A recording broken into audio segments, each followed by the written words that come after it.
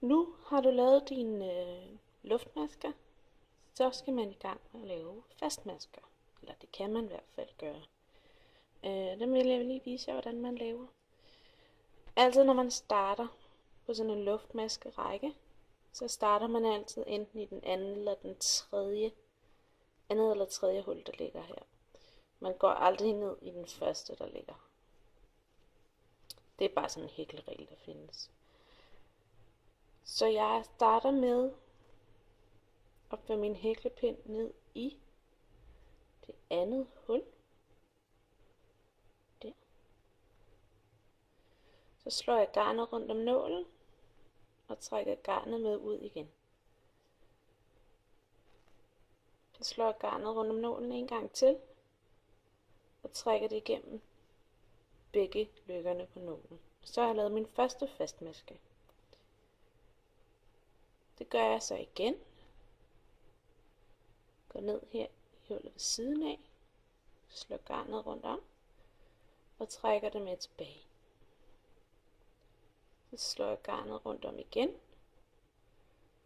og trækker den under begge lykkerne på nålen. Og det gør man så hele vejen hen.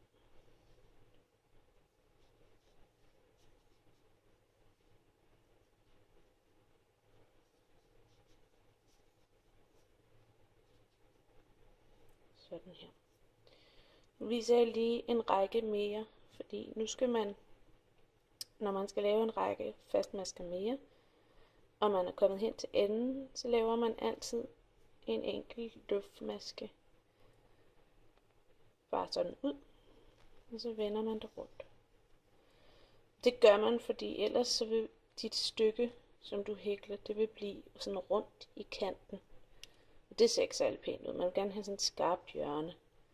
Så derfor så laver man lige en ekstra luftmaske hen i enden. Og så skal jeg ned og fange mine masker, der ligger hernede.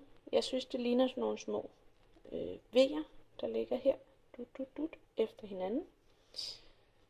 Og dem skal man, det er 2 tråde, dem skal man nedenunder.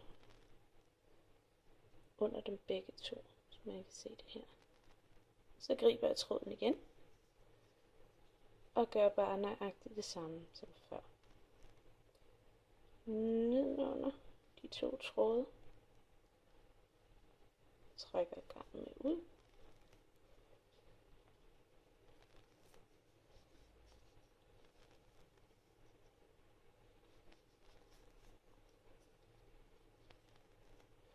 Og den sidste maske herhen kan altså godt lige være lidt svær at få fat i. Den rører sådan lidt mærkeligt.